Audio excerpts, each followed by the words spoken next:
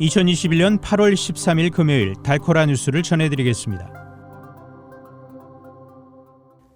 델타 변이로 인한 코로나19 확산세가 급증한 가운데 북텍사스의 아동 중환자 병상이 하나도 남아있지 않는 것으로 전해졌습니다. 식품의약국 FDA가 어제 면역 취약층에 대한 코로나19 백신 3차 접종 부스터샷을 허용했습니다. 텍사스 주 상원이 어제 투표권을 제한하는 내용을 담아 논란이 되어 온 선거법 개정안을 통과시켰습니다. 연방 인구조사 데이터에 따르면 미국에서 가장 빠르게 성장하는 10개의 지방자치제 중 4개가 텍사스에 있는 것으로 나타났습니다.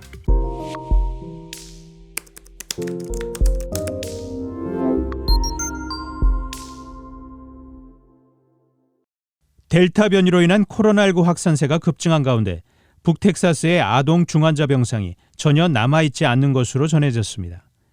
어제 DFW 병원협회는 DFW 지역에 사용 가능한 아동 중환자 병상이 한 개도 없다고 밝혔습니다. 북텍사스 19개 카운티를 포함하는 TSA 2범주에 속한 병원들은 코로나19 소아 환자들이 73명 입원해 있으며 이는 팬데믹 발발 이후 가장 많은 아동 환자 수입니다. 현재 아동 환자의 침상 점유율은 무려 94.55%에 이르고 있습니다. 그 외 TSA의 성인 코로나19 환자들도 2,690명이 입원해 있습니다. TSA2의 성인 중환자 중 3분의 1 이상이 코로나19 환자들로 성인 중환자 병상은 불과 75개만 남았습니다.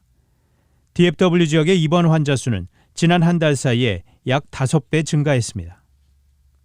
식품의약국 FDA가 어제 면역 취약층에 대한 코로나19 백신 3차 접종 부스터샷을 허용했습니다. 이번 부스터샷 접종 대상은 면역 체계를 억제하는 약을 복용해야 하는 장기 이식 환자나 암 환자 등 면역력이 약한 계층입니다. 질병통제예방센터 CDC에 따르면 이 같은 면역 취약층은 미성인 인구의 약 2.7%로 추정됩니다. 또한 면역 취약층에 대한 부스터샷 접종은 2차 접종으로부터 최소 28일 후에 이루어집니다. 이에 부스터샷에 대한 FDA의 허가가 난 만큼 이제 남은 절차는 CDC의 사용 권고입니다. 예상대로 예방접종자문위원회가 오늘 부스터샷 사용을 권고하고 CDC가 이를 받아들이면 이르면 이번 주말부터 접종이 시작될 수 있을 것으로 전망됩니다. 텍사스 주 상원이 어제 투표권을 제한하는 내용을 담아 논란이 되어온 선거법 개정안 세넷 빌 1을 통과시켰습니다. 주 상원 민주당은 법안 통과 저지를 위해 철야 필리버스터까지 단행했으나 통과 저지에 실패했습니다. 해당 법안은 선거 청렴 및 보안과 관련된 법률로 부정선거를 막기 위해 형사처벌 및 민사처벌, 형사범죄 조사 등의 권한을 강화하는 것입니다. 주상원 민주당 코커스의 캐럴 엘버라 의장은 11일 오후 5시 50분부터 법안 통과를 저지하기 위해 쉬지 않고 연설을 하는 철야 필리버스터에 나섰지만 역부족이었습니다. 결국 법안이 주상원을 통과함에 따라 이제 공은 주하원으로 넘어갔습니다.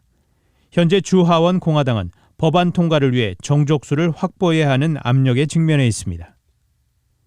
연방 인구조사 데이터에 따르면 미국에서 가장 빠르게 성장하는 10개의 지방자치단체 중 4개가 텍사스에 있는 것으로 나타났습니다. 10일 발표된 미 인구조사 자료에 따르면 성장이 가장 빠른 지자체 4곳은 모두 텍사스 대도시 교외 지역들로 달라스 근교의 프리스코와 맥키니, 휴스턴 근교의 콘로, 샌안토니오 근교의 뉴 브라운펠스였습니다. 지난 10년간 텍사스의 인구는 약 400만 명이 증가했는데 이는 이웃인 오클라호마 전체 인구와 맞먹습니다. 또한 텍사스 역시 이 기간 미 전역에서 나타났던 추세처럼 백인 인구가 줄고 유색 인구 및 도시 인구가 크게 증가했습니다. 단신 뉴스입니다. 박근혜 정부의 국정농단 사건으로 실형을 확정받고 복역해온 이재용 삼성전자 부회장이 13일 오전 가석방됐습니다. 문재인 대통령의 40%대 지지율이 붕괴했다는 여론조사 결과가 13일 나왔습니다. 중국이 세계 3대 항인 닝구항을 부분 폐쇄해 전 세계 물류 대란 우려가 고조되고 있습니다. 세계에서 최초로 코로나19 백신 3차 접종 부스터샷을 시작한 이스라엘이 접종 대상을 50세 이상으로 확대했습니다.